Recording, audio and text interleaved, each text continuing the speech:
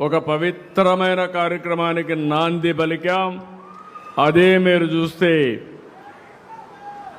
చేనేత సేవలో ఎలిజిబిలిటీ ఉండే ప్రతి ఒక్క వ్యక్తికి 25,000 రూపాయలు ఇచ్చే కార్యక్రమానికి ఇక్కడికి రావడం నా అదృష్టంగా భావిస్తున్నానని చెప్పి మీకు తెలియజేస్తున్నా.